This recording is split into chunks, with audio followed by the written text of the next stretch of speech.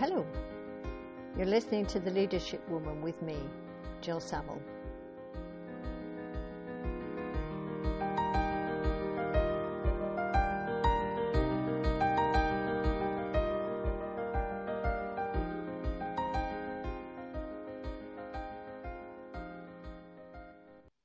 And today I'm going to talk about personal development in general. And I hope that you can hear a few things that maybe you can do. So all the time you're listening, I want you to think, what am I doing for my own personal development?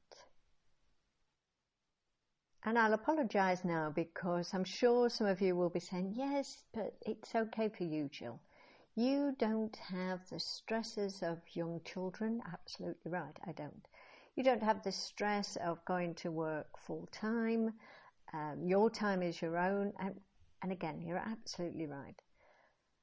But some of the things that stop us doing personal development are not really to do with how our time is filled.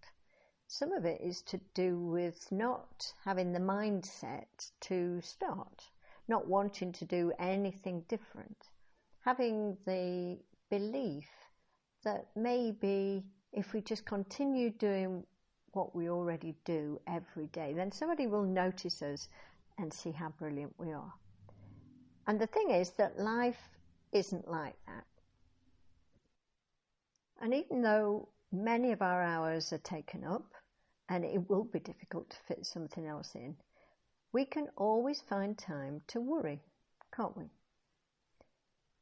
I'll say that again, we can always find time to worry. So what is going on in our heads while we're doing all of this other stuff is really important. And so part of our personal development is to take control of what is going on in our heads. How can we change what we're thinking? Because if we can change what we're thinking, then we can change how we act, how we behave.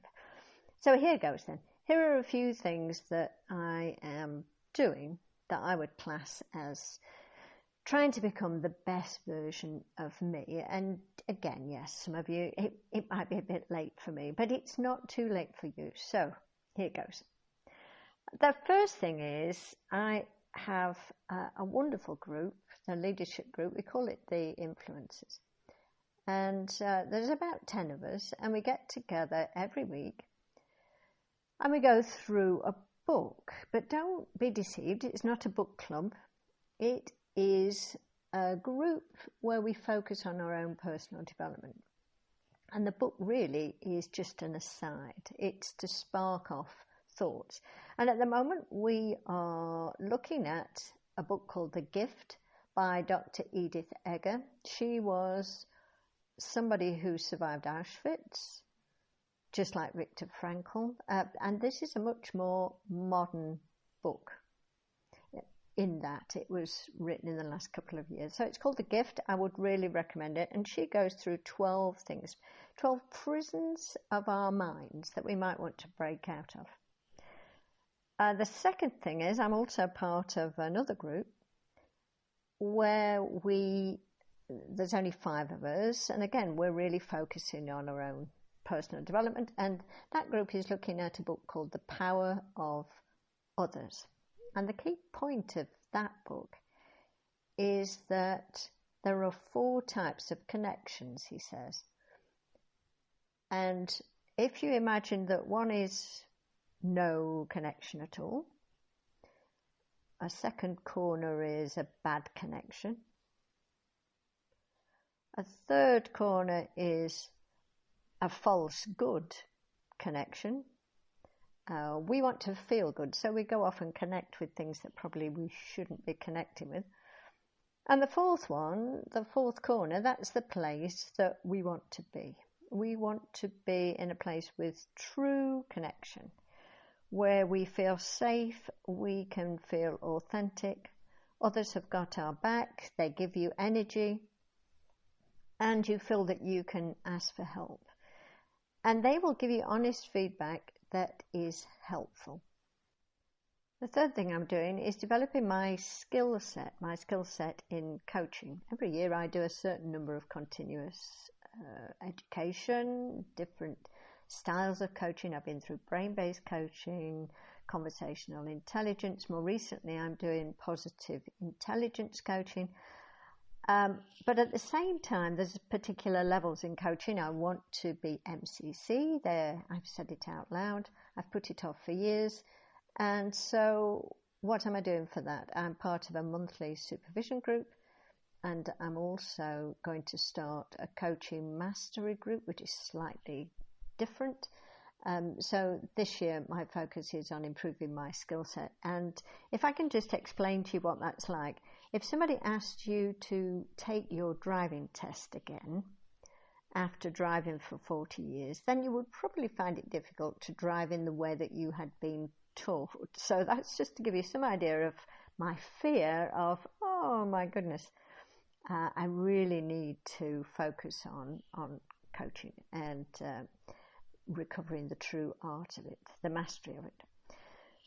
The fourth thing I'm doing is around health. I do intermittent fasting, which means basically I don't eat for 16 hours in a day.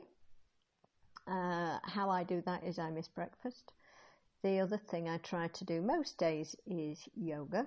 And recently I found a way to get me started, which was, this is going to sound ridiculous, but to create a space that is just for yoga.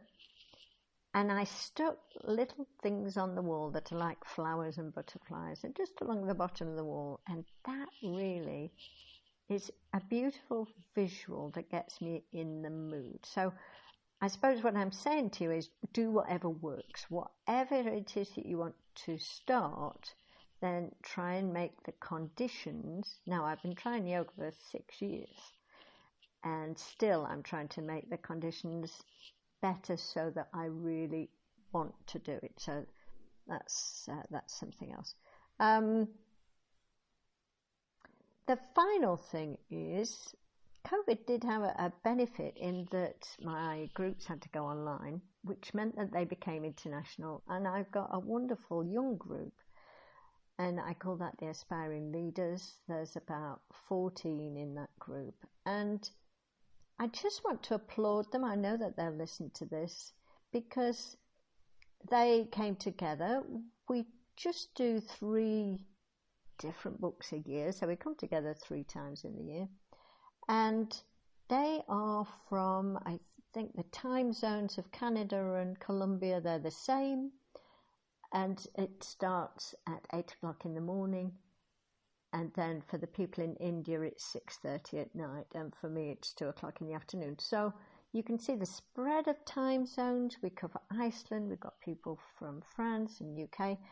So it's an international, multicultural group. And I love those 2 adjectives because somebody's just joined the group and said, I'm really pleased to join this international, multicultural group. And I thought, my word, really? Yeah, that's true. We've created that.